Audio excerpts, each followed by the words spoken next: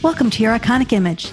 If you want to take control of your image and be a power player in your space, then this is the show for you. Here we will arm you with tools and information to help you grow your brand on purpose. I'm your host, Marlana Semenza, photographer and visual strategist. Now let's dive into today's episode. Amanda Hall helps women grow their network and industry influence. She's the co-founder of Girls with Goals Who Give, as well as her own confidence mentoring business. Welcome, Amanda. Thank you. I'm excited to be here. Thanks for the invite. So today we're going to talk about curating the image that you want online. So how do we do that? How do we start to do that? So that's a loaded question, but there are definitely things that you can do initially because it is a very big, overwhelming feat when you're just looking online or you're looking at social media specifically, and you see what people are putting out. And many people, including me, when I got started, feel like either too overwhelmed to get started, or they're never going to be able to do that, or have these types of pictures, or create this type of content, or be this on top of it. But you got to start somewhere, right? Like with any project, any big project, you have to start somewhere with a small task. And it starts with really figuring out what your personal brand is. And you're not your business. You're not your children. You're not your husband. You're not your family. You are you.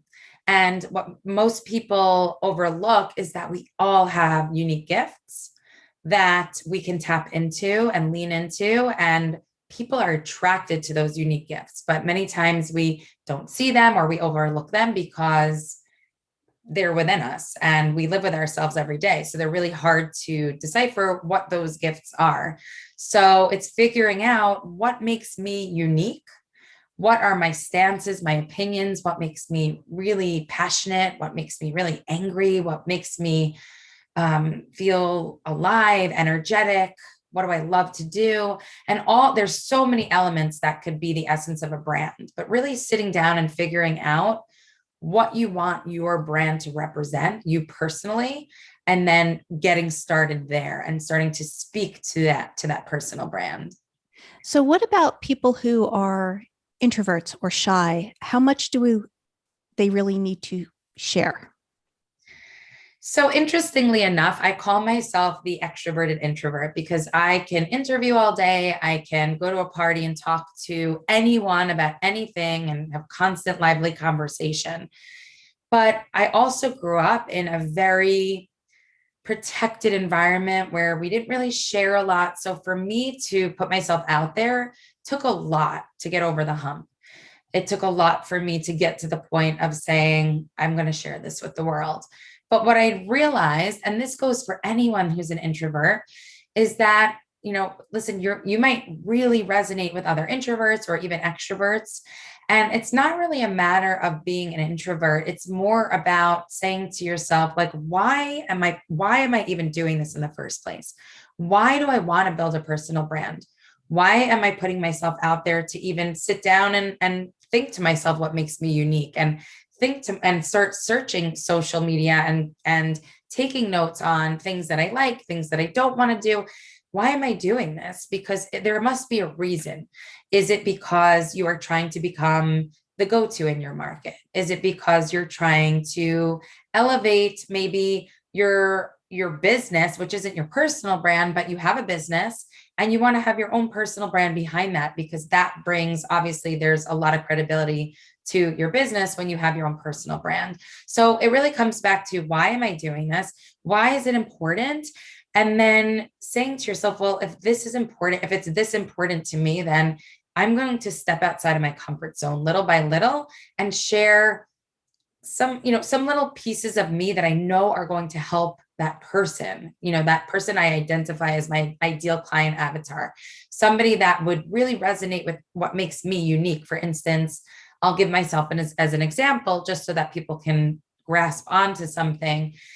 My brand is all about really being you, shedding the armor, shedding the self-doubt, going out there and just being you, because there's no one else on the planet like you. Own it, love it, screw what everybody else thinks, and just say what you want to say without hurting anybody else, obviously, by adding value to the world.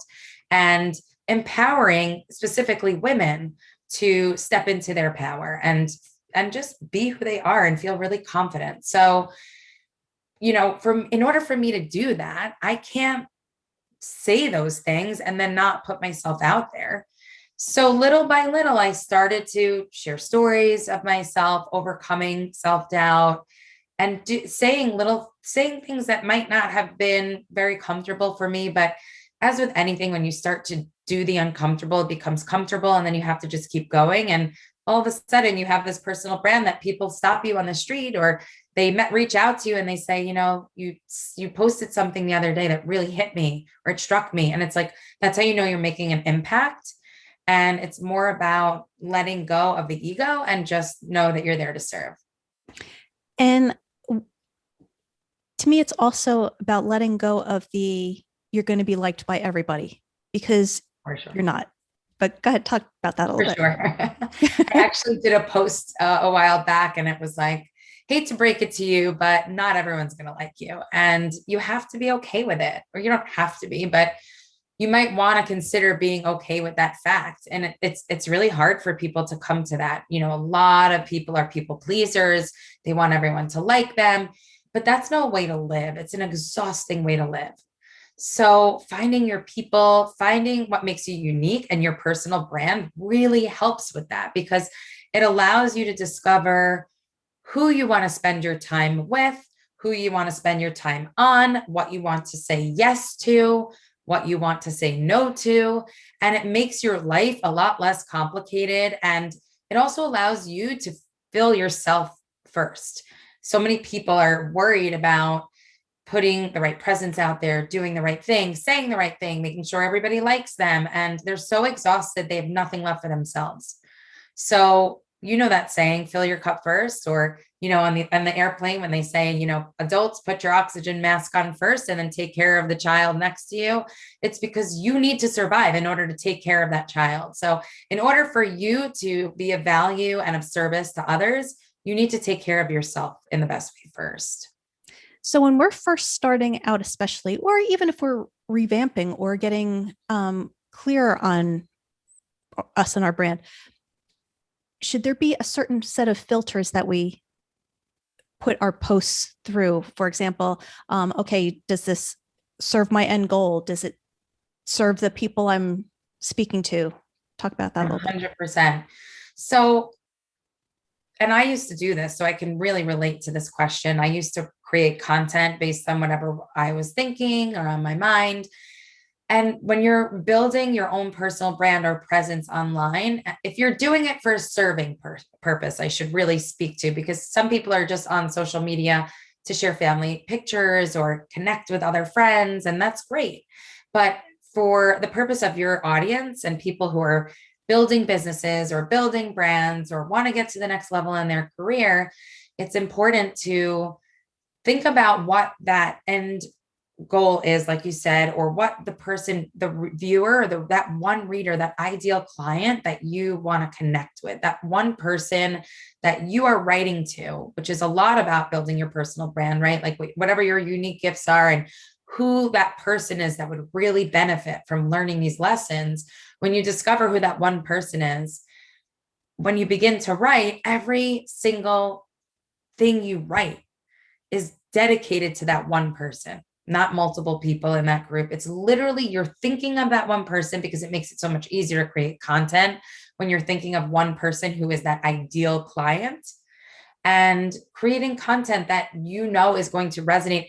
And the way that you start to see it over time, what is clicking, what's really falling flat, is clearly by the engagement and the interaction on the post. Obviously, there's many other things that can come into play as far as algorithms, but over time, when you look back on your content, it's very easy to see what people in your ideal client avatar reach are enjoying and benefiting from, and what they're kind of scrolling past. So being able to really survey that, and then also create content for that one person to make sure that you're always adding value and it's always about them. When you were in the process of building your brand, did you always have the ultimate end goal in mind, or did you do it incrementally where, let's say, okay, right now I know the next goal is this. It will get me to the end, but let me speak to this first. Or did you always hit toward the end goal? So I'm an interesting human when it comes to the way that I set goals. I'm more of an intuitive, and if anybody listening is an intuitive person, they'll really understand this. And for those who are more like black and white, very, very practical people, then they might not really agree with this or resonate with this, and that's totally fine. But I can only speak from my own experience. So, being someone who's intuitive, when I sense my brand or my business is ready for the next level, that's when I set the next benchmark. So I just get this feeling that I'm ready for it and my people are ready for it and the audience is craving it. And that's when I set my benchmarks. I know there's a lot of other people who are extremely strategic and they've got their content plan for 6 months, a year. Obviously, that can edit and be changed, but I tend to write like 6 emails or 6 posts at a time. And as I'm doing it, I start to, you start to grow too. You grow with your audience, you see what they like. And then you just get this like sense that, all right, something's pushing you. It's like, all right, Amanda, let's go. Ready for more, keep going. And then you set your next benchmark. So when you set the next benchmark, do you pull a similar thread through, or do you kind of start a whole new story? And that's a really great question. So it depends. If you are sticking with the same storyline through and through, then absolutely. If if your personal brand, every personal brand will evolve. Some tend to pivot, completely just because the person decides this doesn't feel right anymore. Or I'd really like to go in this direction, or I'd like to tweak this. But other times it really does remain the same. It's just other elements are potentially added in based on your growth and what you're learning. And it's really just stories, right? Your experience. And many times we are talking to our previous selves when we are building a personal brand. We're talking to the person we once were, which is why we could speak so, clearly about it and talk so confidently about it, because we went through it. So as we're going on our own journey and evolving, so does our content, but it still might have the same storyline and it still might have the same message. And again, it might pivot. However, and that's totally cool if you pivot, many people do. And you just evolve with the storyline in whichever direction you go. Let's say someone is creating something completely new or pivoting in a completely different direction.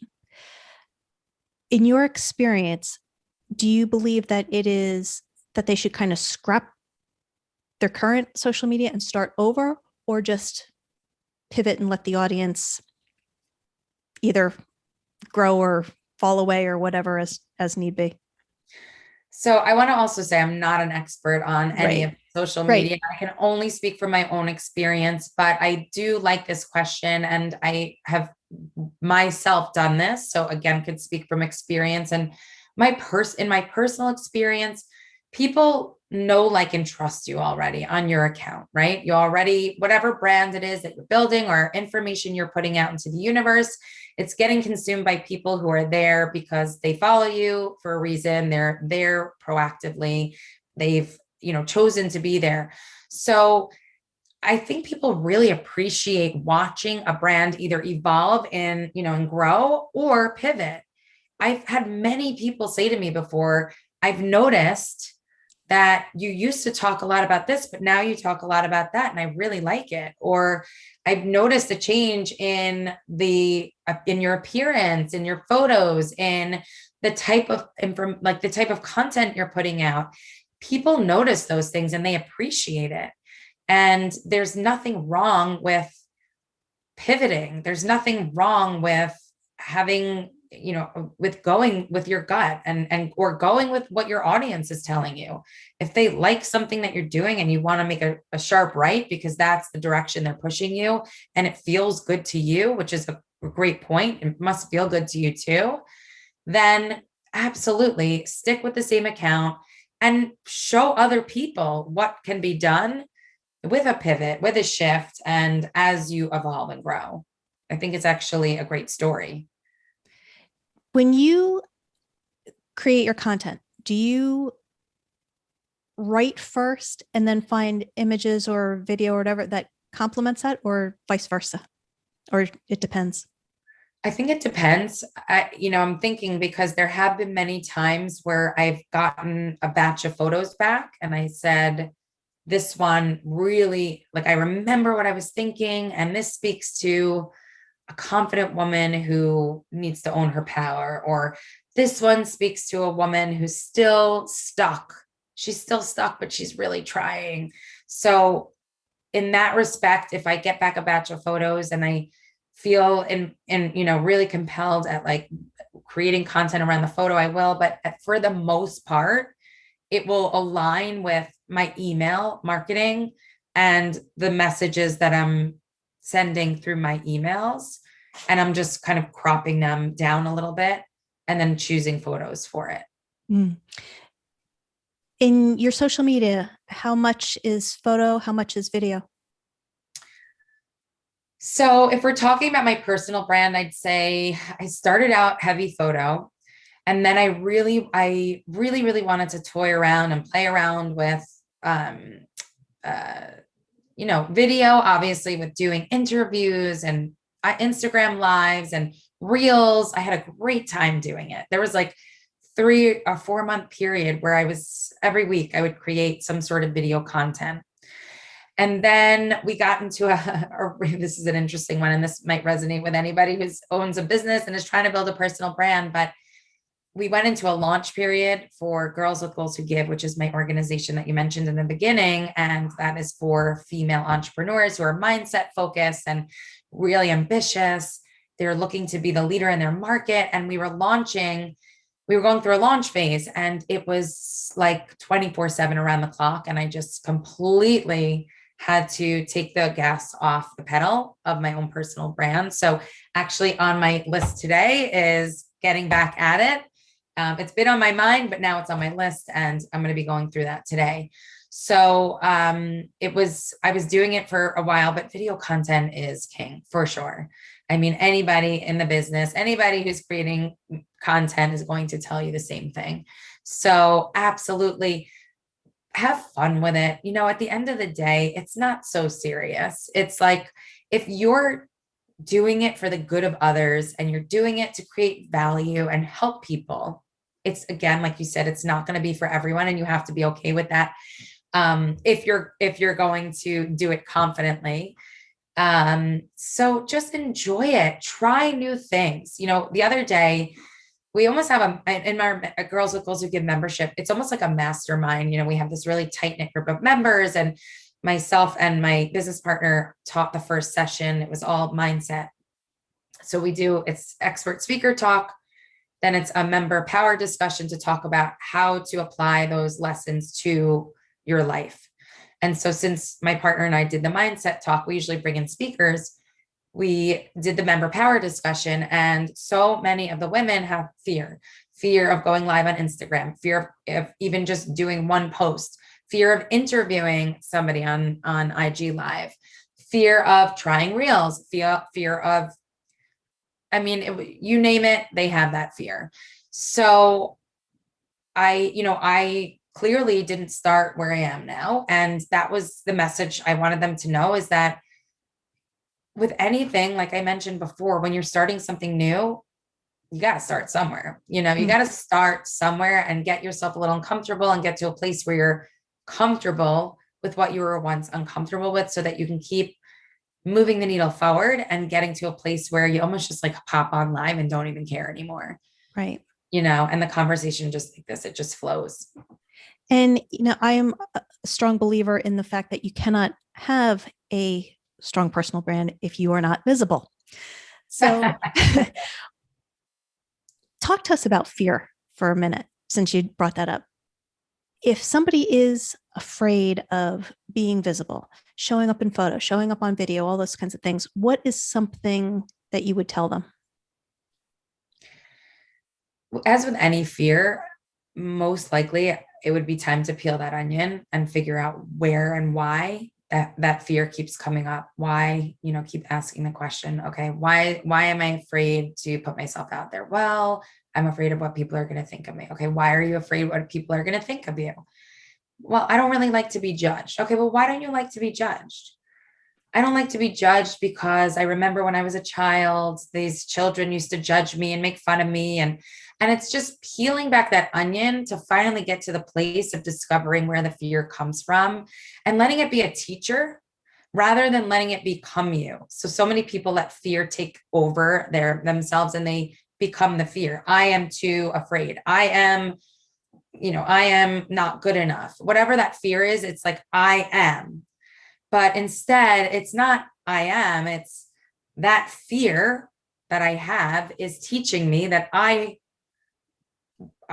might want to step into that and really take a look at doing something that's going to get me to stare it in the face and get past that. Because if we don't ever get past our fears, we can't grow. It's impossible. We can't get to that next level in our career that we crave. Yeah, I spoke with a psychologist, and he was saying that anything that you say I am and the words that come after it, you're kind of making that a part of who you are.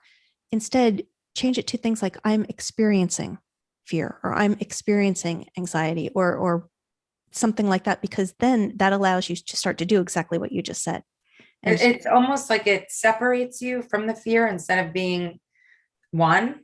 And you can use it as a teacher. You can look at it and say, why is this coming up? I mean, I have many fears, and that's what I do. Why does this keep coming up? What can I learn from it? And how can I get past it? So if somebody's just starting out to curate their online image, what would you tell them that they need to keep in mind just right out of the gate? Be you. That is always going to be my message. Be you. Because when you are trying to mimic someone else or you're using someone else's words, people can read that from a mile away. It does not feel authentic. Even if they don't know you very well, I've seen posts that people have taken sections of content that I put out in my network and they puzzled it together. And it just like, listen, it's, obviously we all can take that as a form of flattery, and I do, and I don't mind it. But when I read it, it doesn't flow. It doesn't fit. It doesn't feel right for that person. So that's why it's so important to figure out what the message is that you want to share, and know that many bodies on this planet are going to love what you're telling them, because there's plenty of people out there that are not as bold or as brave as you to share that message. So once you start really shedding the armor and being comfortable with saying what's on your mind and being you, you're going to start to find your people coming out of the woodworks, and people saying, wow, I really like what you've been posting, or something you put up the other day, it made me really think. And it made me go out of my way to try something new. Or so being you can have such an incredible effect on other people. Whereas when you're having all this armor and you're trying to be like somebody else, or write like somebody else, or do something the way that you think it should be done, it's never going to feel right to you. And it's going to come off that way to other people. And I know that you have a whole confidence mentoring program that I'm sure you touch on all this. Tell us a little bit about that. Yeah, absolutely. So I love to help women entrepreneurs. I love to help women who are just stuck in a rut. They don't know what they want to do. But they know they want to feel fulfilled.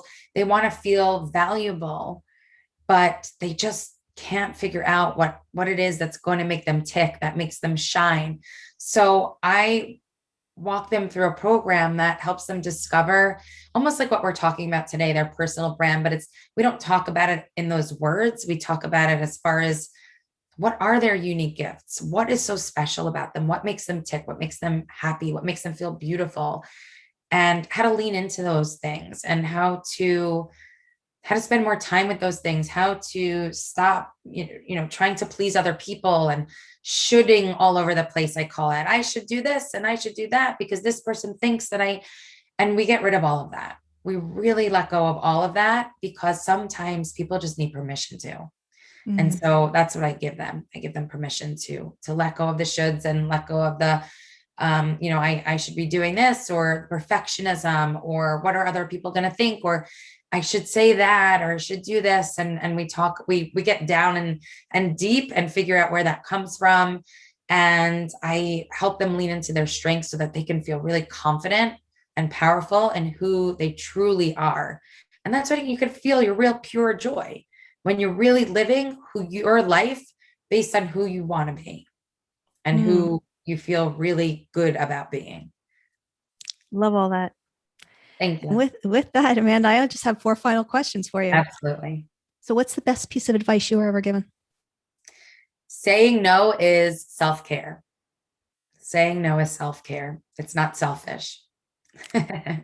Share with us one thing on your bucket list.